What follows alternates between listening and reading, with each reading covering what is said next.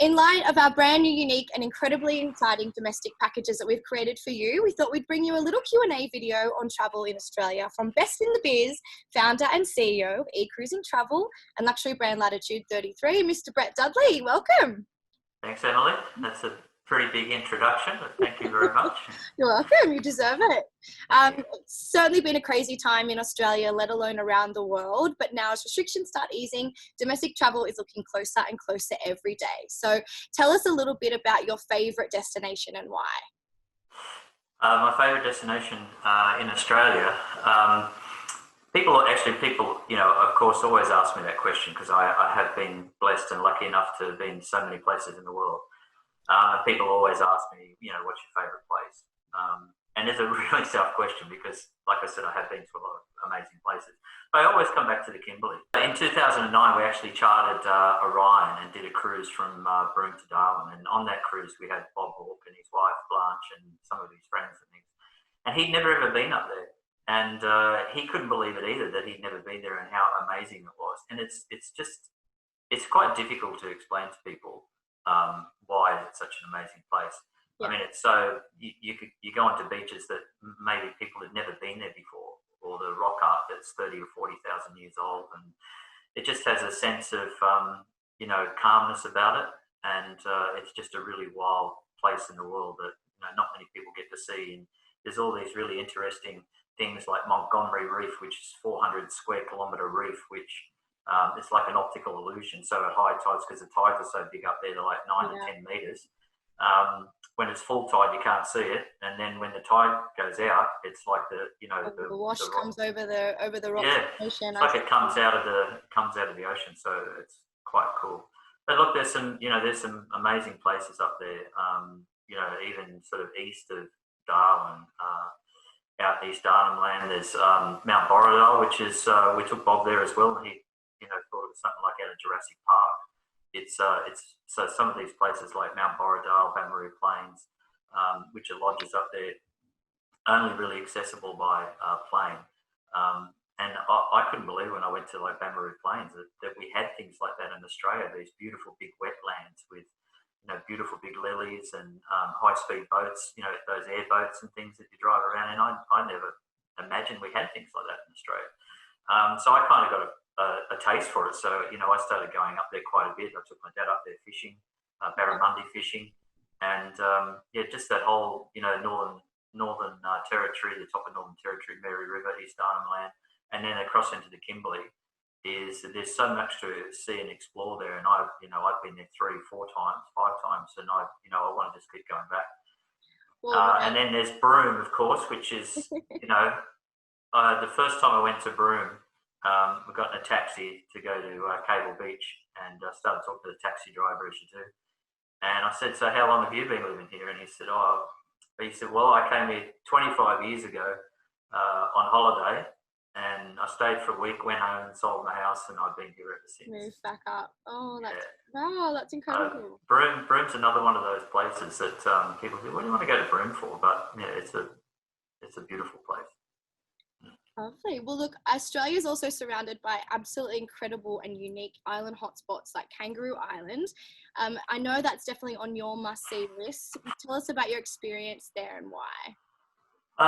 Well, it has a bit of heritage for me. It's some of my ancestors were there years and years and years ago. So there's actually part of it called the Dudley Peninsula, and there's actually a Dudley winery there. But it's I was lucky enough to go there last year with a group of people, and it's a place that I'd never been to, and it wasn't really what I imagined. It's actually quite big, and we only spent a couple of days there and saw a bit of it, but. We went out to a restaurant one night and we were walking back, and we were walking actually past another restaurant, and here's a koala actually walking out of the restaurant. Yeah, he just walked out of the restaurant right in front of us and climbed up the tree. I've got a video of it actually. None of us could believe it. We had a few to drink, but we definitely weren't that drunk. And obviously this was before the fires. Last year before the fires. But there was koalas just everywhere. Obviously, been walking down the street. Wow. But it's a very remote place. very picturesque, and you know, the people there are quite proud of it. And yeah, it's lovely. And actually, we're going to go back there later this year for the Bosch Club reunion. So looking forward to that. Exciting. But I think a lot of my videos, every time, you know, we have our clients chat about different destinations, and I hear you chat about different destinations, and I go, oh yeah, you know, that's on my bucket list and that's on my bucket list. And I think this is a lot of the reason, you know, why I have so many incredible destinations on my list, is because, you know, I do have the pleasure of working with you every day and hearing about all of your stories as well. So, you know, the list keeps getting longer and longer. Your top 3 wineries in Australia? That's a tough one. Because we have so many, you know, fabulous wines in Australia. Everyone knows the, you know, the well-known ones, but some are probably not well-known ones, like Mount Mary, which in the Yarra Valley, which are, you know, produce some beautiful red wines. You got Lakes Folly in the Hunter Valley, which is really well, quite well known for its Chardonnay. It's probably some of the best in Australia, if not the world. And then Wendouree, which produced some amazing reds from the Clare Valley in South Australia. So they're probably 3 of my favourite wines. They're actually quite difficult to get. I'm lucky enough to have a few of them. Don't drink them all the time because, but they're very, very nice. So if anyone's interested in those, look them up. They're very nice. Lovely. How do you see domestic travel and cruise post-coronavirus once this is all over?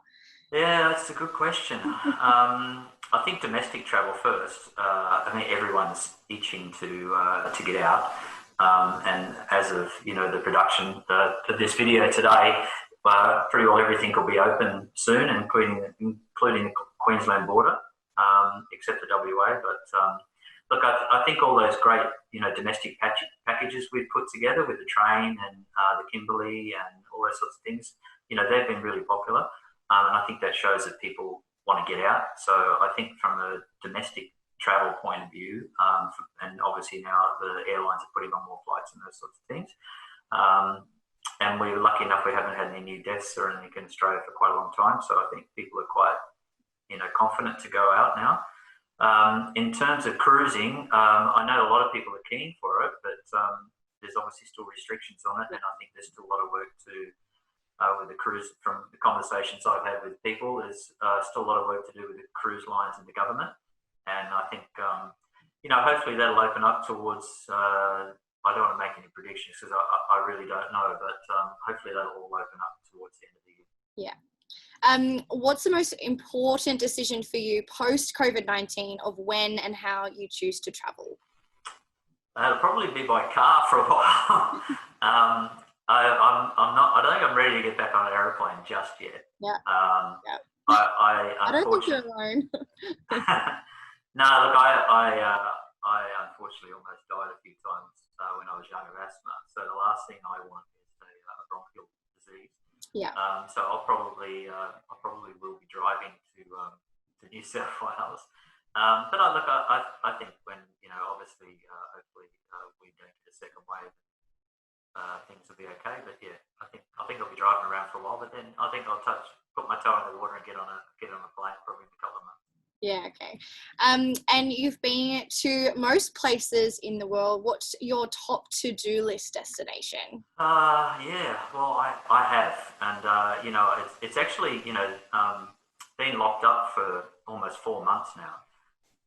You kind of get to think, well, you know, how lucky you are to be able to travel and to be able to get on an aeroplane and go wherever you want, whenever you want, which none of us have really been able to do. So it's been a good time to reflect on that, and actually how lucky I've been to so many places in the world.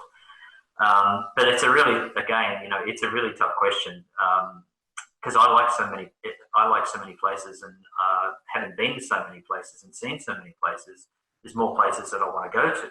Yeah. But there's always those places I go back to. I mean, I've been to Easter Island twice, and people say, "What did you go to Easter Island?" Well, I've spent a total of 2 weeks there, and I go back there in a heartbeat. Torres del Paine in the bottom of Chile is one of the most spectacular places in the world. Atacama Desert, the driest place on the planet. I've been lucky enough to be there a couple of times. It's a really interesting place again. I love Tahiti. as you can tell in the background. And Iceland is another place that I discovered a few years ago, which I really want to. I've been to, lucky enough, been there twice, and want to go back. And the Arctic is fantastic. There's just so many places, France, and I've been lucky enough to go to Africa pretty well every year for the last sort of 10 years. But there's so many other new places to discover in the world. I think we're quite lucky, and yeah, can't wait to get out and see some more of it. Yeah, definitely not alone there. And first off, we've got a top product that you'd recommend at the moment. Again, that's a tough one. I'm lucky enough. Again, I wish you'd asked me some easy questions, but because we've got so many great products, and I see so many great products come across my desk every day, and I look at them and think, wow, that's a good one, that's a good one, that's a good one. And we can only obviously select so many to put in the newsletter and stuff. But actually, I was thinking about it, and I think the new program that Silver Sea got 21-22 with Shadow and Muse down here. And also Explorer. I was looking at some of those itineraries, and they're really good itineraries, and they're actually really well priced. So I'd encourage anybody to have a look at those. Very good, very good. Well, look, thank you so much, Brett, for joining us. Thanks, Emily. Let's hope it's not via webcam soon. And hopefully we'll get to see you back down in the office. Yeah, I've had enough of these Zoom meetings. But look, that won't be too long away. So thank you again, Brett, for joining us, and we'll see you soon. Thanks, Emily. Thank you.